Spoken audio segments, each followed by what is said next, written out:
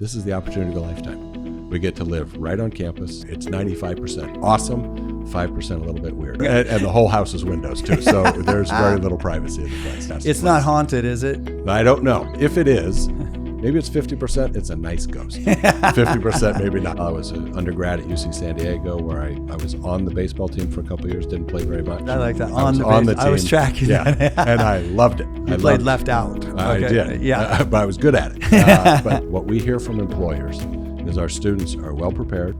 They know what they're doing. They know how to work. But they're also extremely adept at socially interacting with other people. How do you take a big school, make it a small school for each of our students so that they have a community that they can lean on? You go first. No, you go first. I will go first. All right, I will. And so listeners out there, we're so excited to be offering another installment of You Go First. We are absolutely thrilled to have the brand new, well, not brand new, you started in July, president of my alma mater, Chico State, Steve Perez. Welcome to the You Go First podcast studio. Well, thank you so much for having me here. I have been looking forward to talking with you and looking forward to talking with your listeners. Yeah, you're so welcome. Well, a little bit about you. I know, let's see, you're the 13th president of Chico State, so congrats on that. I know you've been interim provost, not only at Chico, but at other universities, and you were that for a little, probably with Gail, our guest. I worked for Gail for her last 6 months, my first 6 months. She was a big fan of the show. I knew her a long time, so big shoes to fill. I know you're doing a great job at that. VP of Academic Affairs. I think 2022, you were the interim president at San Jose State. That's right. Let's see. I know maybe challenging times in 2022, but I heard you did great things, and so kept them on the upswing. VP of Academic Affairs at Sac State. I knew you were at Sac State for a long time, so 2 decades there? 20 years. Yep, that is 20 years. Thank you for that. I was like, quick what's math. a decade again? Century? Different. Yeah. So 2 centuries at Sac State. Some days it felt like that, yes. I'm sure. I went to American River in Sacramento, so a lot of my friends were at Sac State and had some great times around there. Beautiful town. Love the river, downtown. Just a great place to be for sure. So we're happy to have you up here. Let's see more about you. You were the president of Special Projects, interim dean of California, the Association of Business, right? College of Business. College of Business. There we go. Interim provost there, maybe? Yep. Let's keep racking it up. Now, let's do the economics. Macroeconomics, some econometrics or something. Econometrics. Econometrics. Yep, statistical analysis for economists. Okay. So, that's helpful. Thank you. Yeah. So something with numbers and letters and making it all make sense. And sports economics, labor economics. That's right. And so obviously you got a good brain for mathematics, I'm assuming, and applying those things. Yep. Good for you. And let's see. So now that you got the job, you're here. I know you decided that you and your wife Tanya would live on campus or right by campus. I think you're actually in the Julia Morgan house. We're in the house designed by Julia Morgan. It is on campus. One of our backyard walls is one of our science buildings.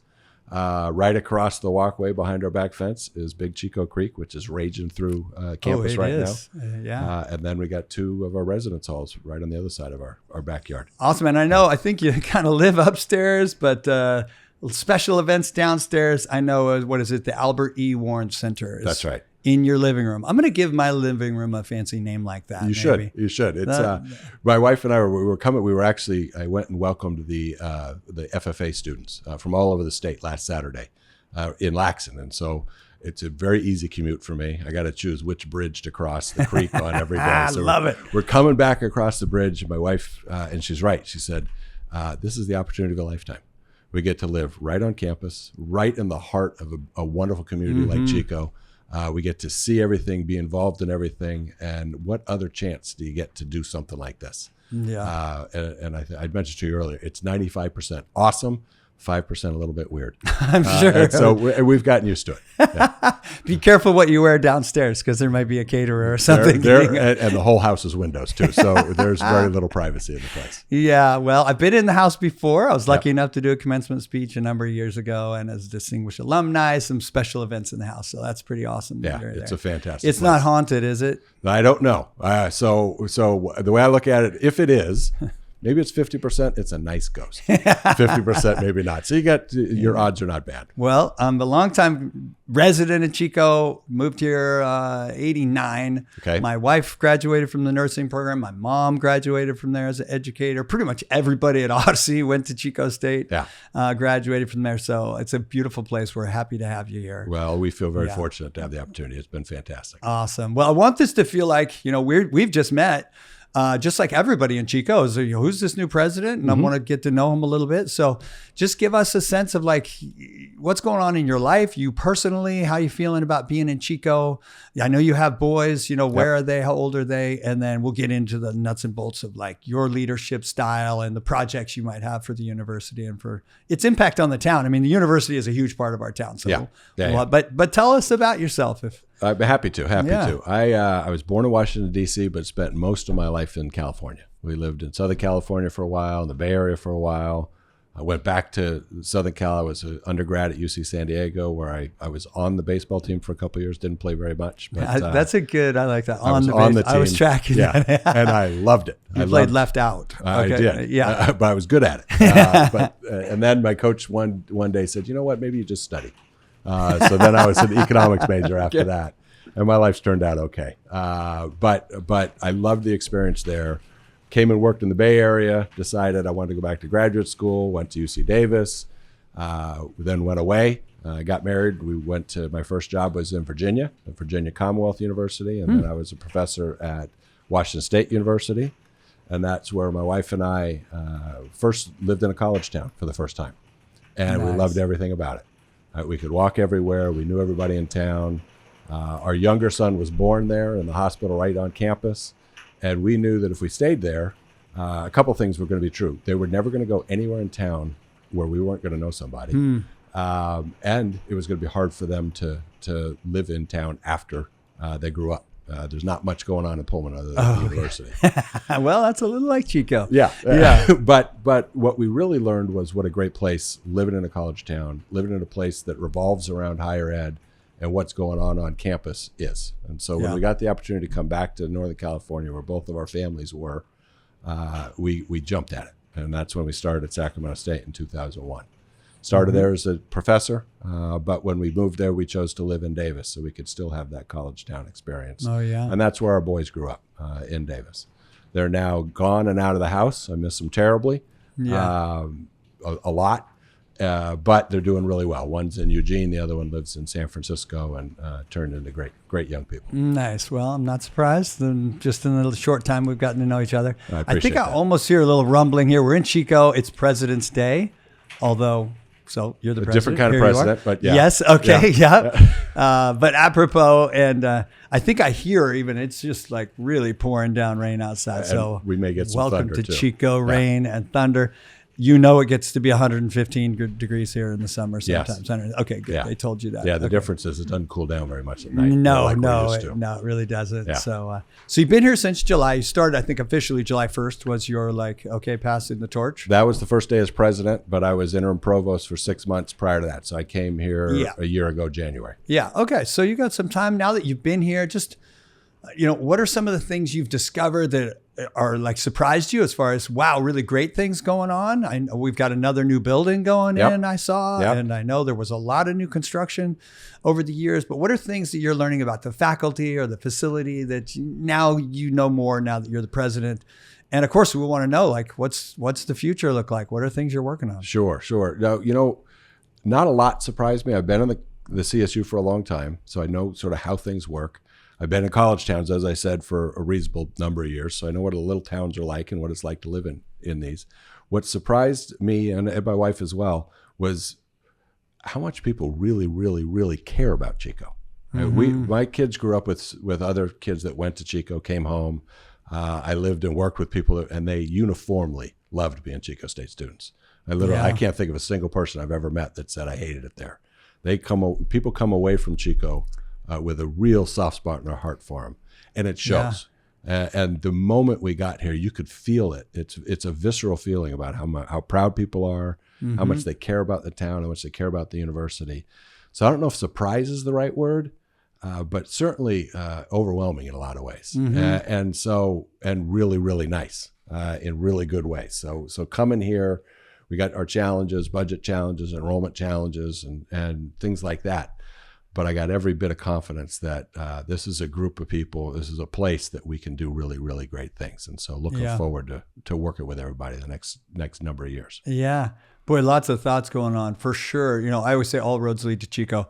I travel, of course, doing my leadership development stuff. I was in Austin just the other day, and 200 people from Merck, top tier leadership people, and somebody comes up, they're like, how's Bidwell Park? Yeah, I'm exactly. like, what's going on? He's like, my daughter just graduated from there a couple of years ago. Another guy asked me, oh, do you know Dr. Ritchie? A doctor? Oh, my wife worked for him. My wife was a nurse, you know, and is still a nurse in Chico. So there's a sense of pride for sure. Absolutely. Whether you stay here or not, wherever I go in the world, people are like, oh, is the bear still there? You know, and there's just these iconic memories of Bidwell Park, the bear, the downtown market, the Sunday, you know, the markets, the Friday night or Saturday night downtown. It's amazing. And I'd say more so than any place I've ever been. And that feels really good. Yeah. Well, as you know, as the leader of Chico State, there's a lot of people watching. Sure. Because Chico has a huge impact on our town, whether, you know, they're pursuing this or that or helping attract people. We love to attract people to come to school here. My daughters both went off to school because they were born and raised here. But now my daughter lives a mile from us and we barely see her. And there's a part of me that's like, you know, I kind of wish she didn't have a great experience at NAU. She was a COVID kid, and it was just isolation and all the stuff every other kid went through, that has been through the COVID college experience or high school experience or you name it. And there's this connection that is happening here. And now that she's in town, I kind of wish she had just gone here. Yeah. Well, we wish that too, but everyone finds their way. I know. Yeah. Well, we made that investment, and it's been awesome. She graduated in marketing. My other daughter went to ASU, and she graduated with all kinds of degrees in bioscience and marketing and business and things like that. They're just very well educated kids, and there's some pressure on education right now. It's expensive. I know it was like $1,200 or $800 a semester when I was here. That's an investment. Yep. But there's a huge return on that. Not just the network I had. You know, most of the people at Chico I'm still in touch with and work at a company or the network of it. Not only that, one of my professors lives across the street and we're close, and I still reach out to my business law teacher for advice. He's been retired for years. If I have advice on what to do at Odyssey, there's something special about those connections. What do you think is like some of the biggest ROI that you see for the students coming through Chico State right now? There's a couple of things students get from Chico State, and we'll talk a little bit. We're very, very proud of what we do and the cost of what we do. The cost for our students. We try as hard as we possibly can to keep our costs as low as we possibly can. I think we're the lowest average debt ratio of any school in the state of California for students that graduate from Chico State, and like number 4 in the country. So coming out of Chico State, it's pretty impressive. I believe it. I believe it. Yeah. But I think you're also prepared to do some really, really great things. What we hear from employers is our students are well prepared. They know what they're doing. They know how to work, but they're also extremely adept at socially interacting with other people. And so if you're looking to hire somebody, those are the students that you want in whatever discipline you're talking about. They can work as a part of a team. They can work with others. They can go out and do a sales call pretty effectively. And so I think higher ed in general, there is certainly a debate going on among a lot of people about the cost of higher ed, the debt levels that come out. As you said, what's the return on investment? We think we've got a pretty good deal here. And what our students turn into after we get a little bit of time to spend with them is really fantastic. And uniformly, people just love them. Well, it was life-changing for me. Yeah. Once I got to a place where the professors, you know, your friends are your teachers and your teachers are your friends. Like when you really make those connections beyond the high school experience, you know, where your teachers have to maintain that sort of professional relationship. And then you get into the college experience and you realize like, these are actually cool people that I'm learning a ton about, not only subjects, but about myself. Yeah. And then they helped me start our company. They helped us grow that business, those relationships that we have from them. And so I'm a huge fan, of course, of what higher ed. When it finally clicked for me, like, I just want to be educated. Like I had dropped out for a while and I was hanging around with some people that were in college, and I was like, these people talk different than the people I'm hanging. Like I want to discuss politics and national issues and know things about economics and business law, and those things have served me so well. And so as we look out and go, okay, here you're one of the key leaders now in the university. Of course, you have a huge team around you that makes it all happen. But the buck stops at the president. What are some of the, like when they hired you, to boast a little about yourself, if you can, like, what do you think are the qualities that have made you a great leader, whether it's coaching your kids in the baseball or playing baseball? I know you're an avid baseball player. Or just as you look at problem solving, what are your leadership styles that you think people can learn from? It's an interesting question. Whether it's effective or not, we'll find out, right? But I've been a part of a lot of team sports. I love them. I loved every minute. As I told you, I was on the baseball team, didn't play very much, but I loved going to practice. I loved hanging out with my teammates.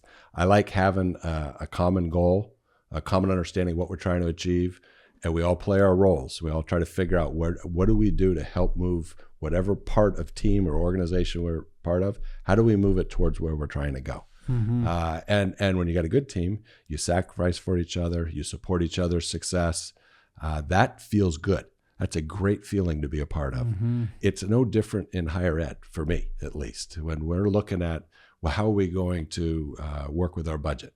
How are we going to figure out, how do we get our students to have an even better experience at Chico State than they've had in the past? How do we better engage with our alums? How do we better serve the North State as its hub for education, economic activity? How do we do all of those things? That's what we are. That's what our jobs are as a university. Well, how do we work together to make that happen? And that's what we're going to talk about. That's how we're going to have conversations. And it's all about how do we make sure that we're always pointed towards why we exist? What do we do? How are we going to be successful? Those sorts of things. It's way more fun for me if we're doing it as a team. Yeah. And I think it comes from playing a lot of team sports when I was a kid. Yeah, I agree. Coaching a lot of my kids' sports. We had Coach David Niffen, the head coach of UC Irvine, was on the show a number of years ago. I'm still working with that team, and it's challenging, at least in athletics. You get to be a national champion or to be at your highest level, you have to have a lot of good players, and not all those great players are on the court or on the field. And so, you have a lot of great members of your organization. Some might be the ones that, maintain the facility. That's right. The garbage collectors. Yeah. They think, oh, I'm just the garbage collector, but go on a campus that doesn't have clean facilities. And see how your students feel when that's immediately the case. Exactly. It represents the community. People are proud around Chico. Like you said, when I'm walking down the streets, if I see a piece of trash on the ground, I'm like, oh, I'll pick that trash up. Like there's a sense of pride from that level of the organization to people that are dealing with massive budgets, or how do we improve the dorms and how do we engage our community. I don't even know, is there a Greek life at all at Chico? I know there is a few Greek houses that do great stuff in town, but how active is that part of the community? I think so. Number of things you said really resonated with me. Yeah. Take your pick. Universities are really big. Really, really big organizations because they need to be. You think immediately about your classes. You talk about your professors. We've got fantastic faculty that, as you said, are still engaged with you decades after the time that you were here because it's incredible. They care deeply about our students. It's really, really special. For faculty to be successful in class, we have to have our classrooms. Our power has to be on. Our internet has to be working. We've got to have a police force that helps keep it safe. So there's all the other aspects of the university that run to keep everything going, and everybody plays that role in how do we make sure that our students have a great experience. You'd asked about our Greek life. We got a pretty active Greek life. I walked down through South Campus, and you can see it pretty vividly. I heard them the other Thursday night when I was going to have dinner at the Fifth Street Steakhouse. You could hear them down the street. Yeah, right there. And they're enjoying themselves, and that's fantastic. And the ability to get, we're a big school. If you can take a big school, turn it into a small school, or if you get our students into small communities, be they a Greek community, be they an affinity group that built around culture, student athletes. I didn't join a fraternity when I went to college because I was immediately around 30 people every day for 3 days, hours a day. Yeah. Right. how do you take a big school, make it a small school for each of our students so that they have a community that they can lean on? That's one of the really great things about universities. I think we do a really good job of it here. Yeah. Well, research says people want three things. They want a career, they want a community, and they want a cause. Yeah. And I found all those things. Yeah. And like you said, you brought up, like I said, these educators, Laura McLaughlin, tons of people know her in town. She had cancer. I had cancer a number of years ago. She was a huge resource for me. She went through a Women with Cancer Survivors Retreat that I put on for 18 years before I had cancer. I used to do this retreat. Wow. And these full circle relationships. She lives maybe a mile away from me. And how, like I said, you get to this point where it becomes this connection. And that's what Chico State is for people. That's what this town is, a place to connect. And I know there's an energetic difference when you walk around Chico. People are organically like, good morning or hi. Like we actually wave at each other. They look each other in the eyes when they're walking down the street. Yeah, it feels good. I love that. It's so beautiful. And, so we're talking about kind of how do you create that community on campus where an incoming freshman feels like I found home. So they could be in the dorms. Yep. I know the dorms. I've known many people that have run the dorm system. How's that part of the university doing? Are there any new dorms being built or anything like that? So if we're connecting them, Greek life, athletics, the dorm, what are other special events that I don't know about that help onboard our new incoming students? We've got probably over 100 student organizations and clubs. So if you're interested in something, we probably have a club that's related to it that somebody else is going to be interested in. Just last week, I did a video with our Dairy Sciences and Industry Club. And it's down on our farm, and they taught me how to milk a cow. Nice. And it was awesome. It was super cool. I did another video with our Baja SAE club that builds little Baja race cars and then competes against, internationally competes against other schools. And so we've got a student philanthropy council where they come together and talk about how to raise money from their students for our students. And so we got all kinds of different organizations. Nice. If you're interested in something, we probably have some other people on campus that are as well. Yeah. And they're already talking to each other. And so it is really a really great culture in that way.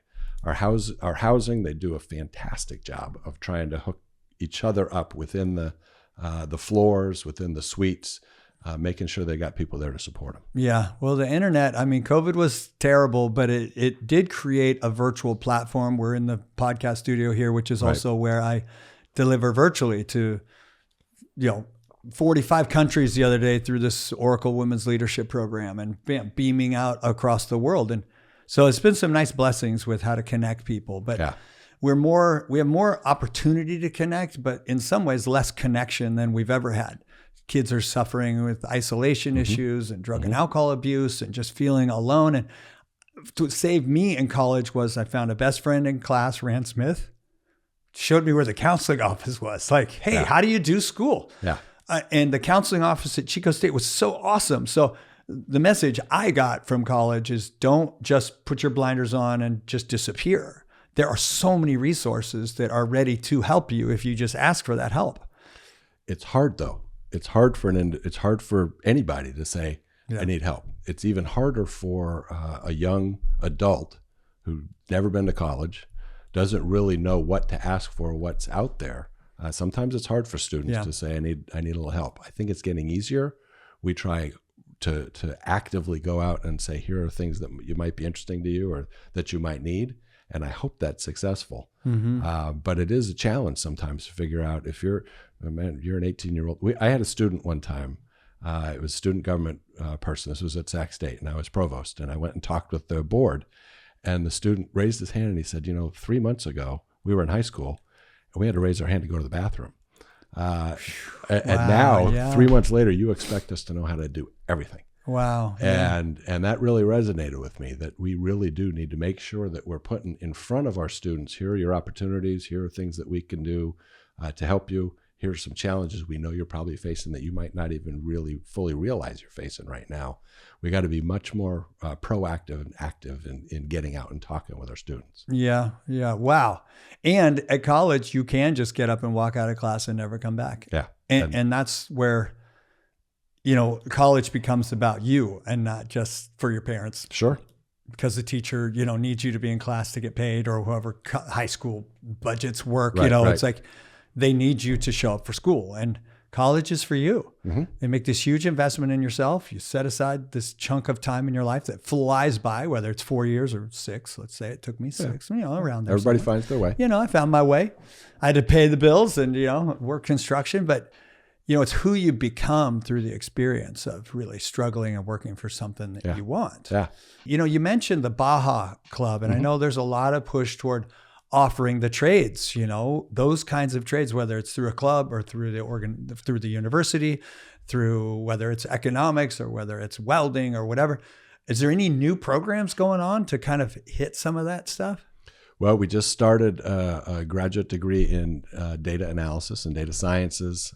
We've got all kinds of new programs that are coming out, and we're talking about how we combine other different programs. We just combined, as soon as I signed the paperwork, I think we just combined computer animation and game design with another awesome. program we've got. We're moving it across colleges, try to think about how do we do things in an innovative way that meet the demands that our students want, right? What classes do they want to take? What programs do they want to take?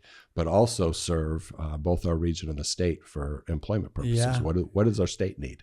Something right there just sparked a question I have to ask is AI, Chat GPT, all that stuff. Some people are saying like, hey, the universities that sort of figure out how to use that as an asset, as opposed to like, don't use this. It's like cheat, like, it is cheating if you just straight up say, hey, write me a paper that's got these 10 words in it. But it's a part of reality, in our business. Hey, should we use AI or ChatGPT to help us with our marketing strategies, business plan? What do you think that's going to do to the way we leverage knowledge and the collection of it? Yeah, You don't have to even have the answer. It's so new, but maybe you got one. Well, we don't know the answer. Yeah. And the other part is by the time I finish the sentence, my answer might be wrong because things are moving so quickly. But it's a technology. It's a thing that we're going to have to figure out how to leverage and use well. Mm-hmm. I liken it back to when you couldn't use a calculator on a test, in a math test. Same right? thing. But you can now because calculators are part of our life. Yeah. But you got to use it responsibly. If you use it to generate something, you say, I used ChatGPT to generate this, and then I refined it in these ways. Mm-hmm. So how do we teach our students how to use technology, whatever technology we have, to benefit their ability to do their job, to benefit taking care of other people? That's what our business is, trying to leverage what we have to do things better. Well, we're in similar era. I graduated high school in 1985. I was in the you can't use your calculator. Yeah. Okay, you can use a calculator, but not these buttons, to you got your Yep. phone. Yep. Can you use Google? You have to go to the library. How do you cite your source? And this is just another, probably a big step in leveraging existing information to produce a better result. And businesses are doing it. Students are going to want to learn how to leverage that. Mm-hmm. And we're blazing a trail. You're blazing a trail. Your faculty, the whole, like you said, it's changing so fast. I think Chico is on the cutting edge of really changing quickly. It feels like a small university, but it's not. So I hope that, we continue to grow and learn how to leverage these new steps. For sure. We will. We got really, really talented faculty and staff that are trying to figure out how to do this best. I have every bit of confidence they're going to be right on the cutting edge of this. Yeah. Well, honestly, it was miserable, the whole COVID thing, but Chico did a great job navigating through all of that. And now I hope student enrollment, I hope, is on the up, not just virtually, but in person, because people should experience this town and the connections they make here to a community, to each other. Yeah, no, I totally agree with you. This is a college experience, I think, unlike any other in the state of California. I love what we do for any number of reasons, right? We are all about student success. We're all about doing great things with our colleagues and making it a great place to work. And we want our region to be fantastic. But if you're a student anywhere in the state and you want to have a true college town experience, this is it, right? Yeah. We're right next to downtown in a community that loves the university and wants to help take care of our students. And you get it at a CSU price. I don't think you get the cost of living. I mean, we've maintained it. I mean, you can rent an apartment pretty cheaply. Yeah. My kids went off there paying $1,000 a month for like a half a bedroom. I'm just like, Chico, you just nailed it, honestly. Everything you just said. I experienced that. So many of my friends and family. Ross, who's going to be putting this together, is a Chico State grad. Mm-hmm. He was in the media and went on to do great things in news, and we love what he does here. So I'm looking forward to seeing what he puts together of this conversation. The time flew by, I know, for me. I had a wonderful time. I appreciate the opportunity a lot. You're so welcome. I hope people watch. I hope anybody out there, honestly, you said it. If you're, I have 3 kids and one is a senior in high school, and of course he knows Chico, but put Chico State on your list of tour the school. You don't all get to sit down with the president, but if somebody wants to interact with you or your office, if I'm thinking, I want to take a tour of Chico State, who do they call first? You could always call my office. I don't know the phone number, but you can always send me an email. It comes to my office, presidentoffice@csuchico.edu. If you go to our website and go look for, want to book a tour, you can do it through our website. You do it through Student Affairs. We're going to have a Choose Chico Day sometime later this spring where our admitted students are coming to campus to see what it's like to be a student here. If you come and take a tour of campus, you're going to want to be a student here. You're going to see downtown. You're going to see our beautiful brick buildings, our beautiful facilities, and you're going to feel like this is what I think college is supposed to be like. You're right. This is what college is supposed to be like. Well, during one of your wellness weeks for your staff, we were able to do one of our team mosaics for you. Maybe you see it in the main building on campus, a huge, multi-pixelated photo or picture where everybody painted a square and put it on there. Oh, yeah. That's part of our team mosaic. That's fantastic. So we're thankful to be a part of the Chico State world. I've been a guest lecturer many times in some of the leadership classes, and it's meant a lot to me. Well, I appreciate it. I'm sure the students had a wonderful time. I'm so having thankful. You there. Yeah. Well, I'm thankful that you came and joined us. I hope you do again sometime. Maybe we'll do an episode 2. I would love to. Yeah. Anytime you invite me, I'll be here. I will. So to everyone, we are so thankful to have Steve, I was able to call him, but President Perez in the You Go First studio today. Hope you enjoyed the conversation, and I hope this is a beginning of your experience and really what Chico's all about, what Chico State's about. And if you need to get a hold of him or his office and look at our town, look at this community, I hope you'll do that. Thanks for your leadership of this important university that means so much to all of us locally here, and sharing some of your insights from athletics and how that transfers to how you lead this team. Yeah, thank you very much. It has been a wonderful place for my wife and I, and my kids have come and visited. We really, really love it here. All right. Well, we'll come knock on a door and ask to borrow some sugar someday. Sounds good. Looking forward to it. Thank you so much. Appreciate it. All right. See you later, everyone out there. Thanks for listening to another episode of You Go First. We hope you enjoyed the show. If you want to listen to another episode, you can find us at yougofirst.live, or you can see more about our host, Lain Hensley, on his Instagram at OneDreamChaser. To learn more about his company, Odyssey Teams Inc., go to odysseyteams.com or follow all their social media channels at Odyssey Teams. Thanks again, and we hope that you will go first to share our podcast with a friend or colleague. Now, you go first. Don't forget to like us on the button below. Follow us by clicking the bell. You'll get all future episodes, as well as you can certainly find the podcast on the audio version everywhere where podcasts are found. So we're looking forward to the next episode. Got a lot of really exciting guests coming up. Thanks for watching.